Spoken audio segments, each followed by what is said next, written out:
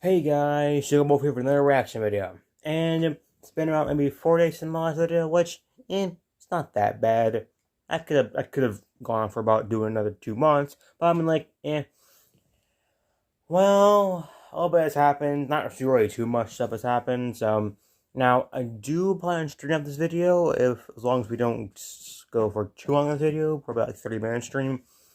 I might put a webcam on. Not really sure if I'm able to. I think I still have that actually. Let me go check this real quick. See if I still have this freaking thing. My room is very cluttered at this point. I do.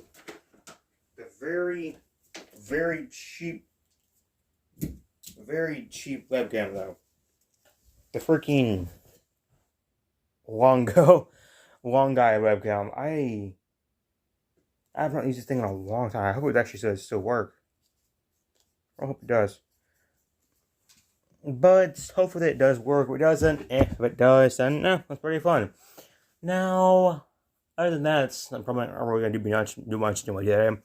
But this video we're reacting to is one that I actually really like because I love when Game Theory does Minecraft videos because I love Minecraft. I don't know, it's just a game that I played for since I was like 5, I think. Yeah, 5.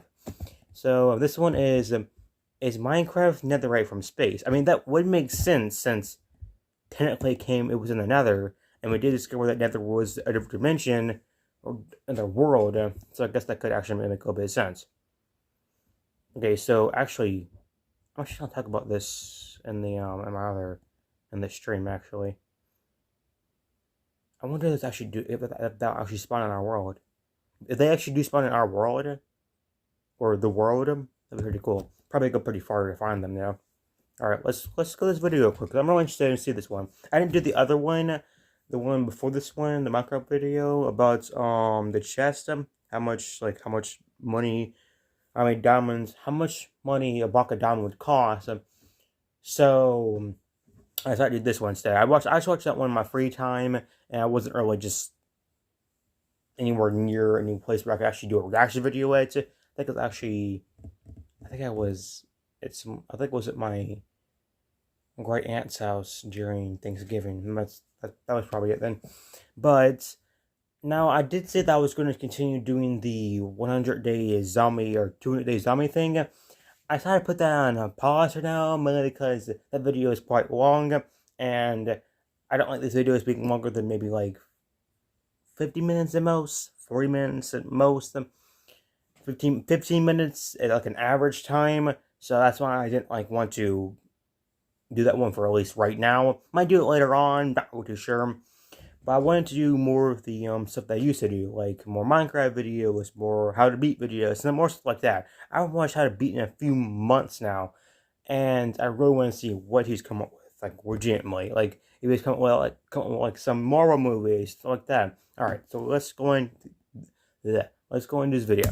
Netherite, the uber-strong material that makes diamond look like cobblestone. Yeah. A material so powerful that it's hiding in the depths of the scariest part of Minecraft's world, the Nether. It's Freaking Netherite, this may freaking pain to find in our world. so Very rare pain that to it find. feels like you can only find it in your dreams.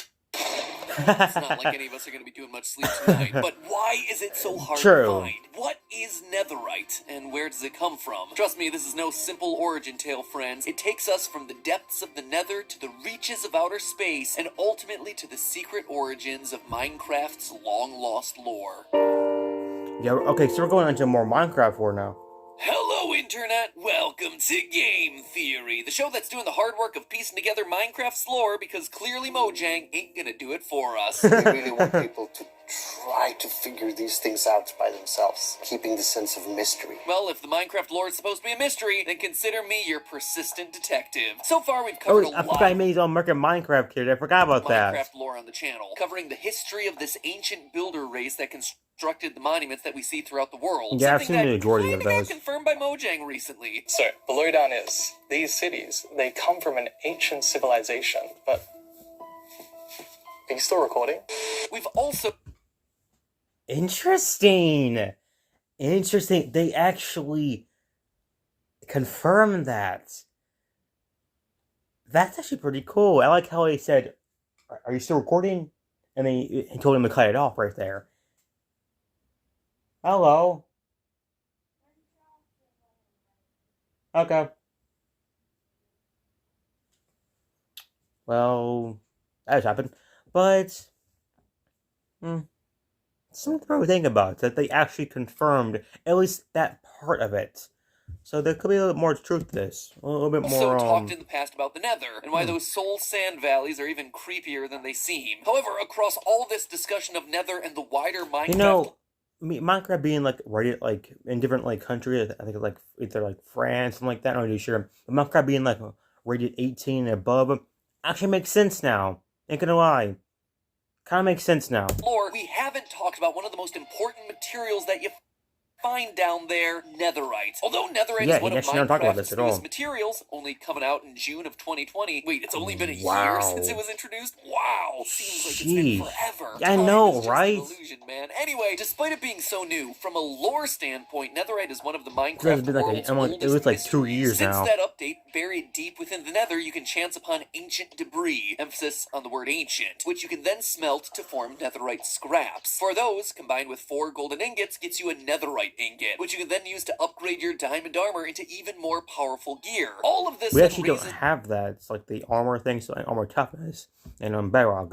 We do have the knockback resistance and Bedrock, which is pretty the obvious insane. Question, what is Netherite? Clearly, it's supposed to be a fictional substance, but when has that stopped us before? So what in real life is harder than a diamond? Well, nothing. There isn't really anything on Earth that compares. The scale that real-world scientists use to measure hardness, the Mohs hardness scale, was calibrated to be a 1 to 10 measurement, with 10 being the hardest. And who set that level to 10 and is also the only one in that category? You guessed it, diamonds. I know that in a previous theory, I actually went on my way to prove that diamonds weren't... I wonder where emeralds actually sculpted that, maybe even sapphires.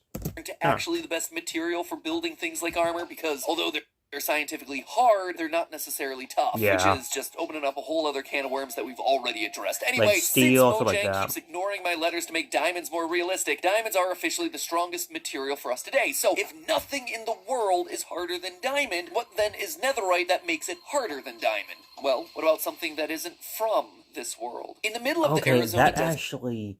But, well... You also gotta put into consideration that they could technically be from this world, actually. Maybe because it's a world of blocks.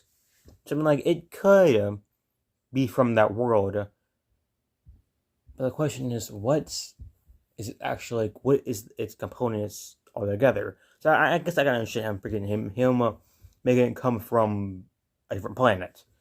Cannot talk today at all. Desert, there's a massive meteor crater that's over 1.1 kilometers or 0.7 miles in diameter, and it goes down to a depth of 170 meters or 560 feet. I actually got a chance to visit it myself when Stephanie and I moved across the country last year. Trust me, pretty cool. The numbers do not demonstrate how big this thing is. It is massive. As far as scientists can tell, this crater was formed about 50,000 years ago when an asteroid... That's actually not too long ago. Like, on the grand scale of things, that's actually not too long ago. That's pretty recent. I wonder how much damage that thing did. Like how much damage that thing really did. It fell from orbit and struck the Earth, and boy, did it leave a mark. Not only that, but upon striking the Earth, the meteorite actually shattered into tons of little pieces. But, little might be a bit of a stretch. Here's me and Ollie standing next to the largest fragment ever found. As you can see, it's not so little. Regardless, these fragments went flying, and so scientists have spent decades hunting them down and excavating these meteorite fragments. In 1967, though, they discovered something that was truly out of this world, Lensite, a substance that is, in fact, harder than diamond. Despite its outer space origins, Lensite is actually extremely similar to diamond from a chemical perspective. Really now? I have not even learned about this at all. Like, legitimately, they found a freaking thing that's stronger than diamond. Holy crap. Imagine if we could making that in Minecraft. I have 1 Ziddy armor. Yeah. Perspective. A diamond is just a lump of carbon that's been subjected to a lot of heat and pressure, such that the atoms bond together to form a crystalline cubic... Is it a similar process when you combine iron and carbon together and make steel? Does it just harden the iron a lot more? a pretty cool thing to look up. I really didn't know about that. Lensite also starts off as a lump of carbon, but is subjected to even more intense heat and pressure, causing its atoms to bond together differently. Instead of forming a cubic lattice, it forms a hexagonal lattice, which apparently is even stronger than the cubic lattice of diamond. Theoretically, a piece of Lensite with a perfect hexagonal lattice would be up to 58% harder than diamond. The big asterisk here, though, is that the Lensite fragments that we've recovered so far have just a lot of impurities, and as a result, only measure around 7 to 8 on the Mohs hardness scale. But in its pure form, Lensite is basically diamond plus. They're both essentially the same material, carbon, just subjected to different levels of heat. I wonder if we actually make this stuff. If we get like, enough samples of them, maybe we can actually recreate it. Make these things. I don't know what the purpose would be to do that, but it could be a pretty cool thing. Maybe even make more powerful drills out of it, since diamonds are used in drills. Stuff is very rare, though, so you'd be very careful with it. Who knows? Heat and pressure, and the fact that it's so similar to an actual diamond makes it a fascinating parallel to Netherite. Because remember, Netherite gear isn't just something that you can create. But it's also combined with diamond as well, meaning that the thing itself has to be at least somewhat compatible with diamonds, or at least somewhere it's has enough to where it is able to combine with a diamond and make something stronger. I think that's what they say this right now. From scratch. Instead of putting together a couple of ingots on top of a stick, you need to start from the base of a diamond sword, and then add a netherite ingot. Netherite gear is just an upgraded form of diamond gear. Not only that, but the Lensite recovered from that 50,000-year-old meteor is all in the form of scattered fragments, which I suppose one could describe as ancient debris, just like it is in Minecraft. Okay, so that actually makes a bit of sense. Netherite is the remains of ancient meteorites that fell from space? Well, as much as I'm tempted to make this episode about Minecraft's ancient aliens, the Nether is a closed ecosystem with a ceiling, which means it's completely cut off from outer space, so that seems pretty unlikely. Plus, the truth about Lensite is even though we found it in meteorites, it's not strictly an alien substance. Well, maybe it could be to the point to where the meteor hits the Nether, and maybe over time, the bedrock reformed. Maybe something shifts, like plate tectonics will shift and create new crust. Maybe the bedrock shifted and create new things that you can never really know. We haven't seen that. We haven't seen like shifting in Minecraft before, but we have seen mountains which are formed by earthquakes and shifting tectonics. So that meteor theory isn't really that far-fetched. It just, we don't have evidence to just prove it yet. But it's a pretty cool theory, I'll say. A pretty cool theory, matter of fact. Substance. Remember, it started off as regular carbon. Scientists, in fact, believe that while it was floating in space, the carbon was just simple graphite. No different from the graphite that you can find in your pencil. Well, okay, not exactly the same. The tip of your pencil is only 65% graphite, 30% clay, and 5% wax and other resins. But still, basically the same idea. I didn't even know it was clay. I didn't know that was clay at all. Click this and play Riders Republic right now. Click this multiplayer app. Anyway, thanks to the meteorite size, it was big enough to survive the heat and pressure of entering our atmosphere, and in turn created the conditions necessary to create Lensite. Now, if only there was somewhere in Minecraft that was super hot and pressurized. Oh wait, there is a reason it's called Netherite, after all. Okay, that actually makes it more sense now, because, well, just to kind of bring into comparison, if there is so hot, a bunch where it can actually force carbon to combine itself, how powerful or how tough is Steve to where he can survive that amount of heat? I know we know he can't survive lava, but let alone be able to survive lava for more than a few seconds. It's pretty insane. And you can survive it for maybe, I think, at most 5 seconds, which is still pretty insane.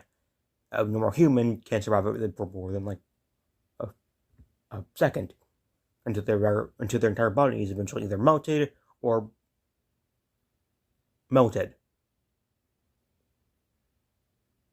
charred. There.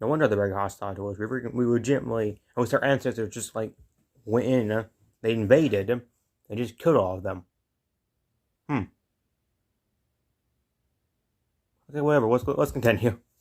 Ruin. The piglins seem to have won the war. I mean, look who's still kicking around the Nether in the present day. True. But they lost the most valuable resource that they had in the process. As centuries passed, those bastions that fell became buried underground, much like the ancient cities that exist in our world. But with Netherite's fire resistance, any broken scraps that were left in the bastions would survive the lava flows and ground shifts, so it would never really decompose, leaving us with the ancient debris buried deep underground that we know today. Something else I always thought was weird about the bastions is that you can find Netherite debris in the that's what I was talking about. Netherite tools or armor. With this in mind, it does kind of make sense. There are it's no awesome they freaking brought that up, though. so it's awesome they did, actually. Netherite gear, but they had plenty of gold, so they could make ingots and blocks in order to fortify their bastions. It would also explain the piglins' affinity for gold. What do we use to create a Netherite ingot? 4 scraps and 4 gold ingots. Knowing that they have a limited amount of pure Netherite, the piglins have resorted to making a Netherite alloy of sorts, using one of the other natural resources that they have down in the Nether, gold, which is why they're willing to give you all matter of items for even a single nugget. They're trying to collect whatever scraps they can to rebuild their civilization after the ancient builders destroyed it. And their hatred still stands today. Why else would they be immediately hostile to you? You're an invasive species, one whose kind has already been down here before and brought ruin to their thriving society. I mean, he's not wrong. Mad when you try and take a look in the bastion chests. Now you're trying to steal the limited resources that they have left to rebuild what they once were. They've even trained piglins. Okay, that is me right there. I legitimately would be the first one to die to piglins at all.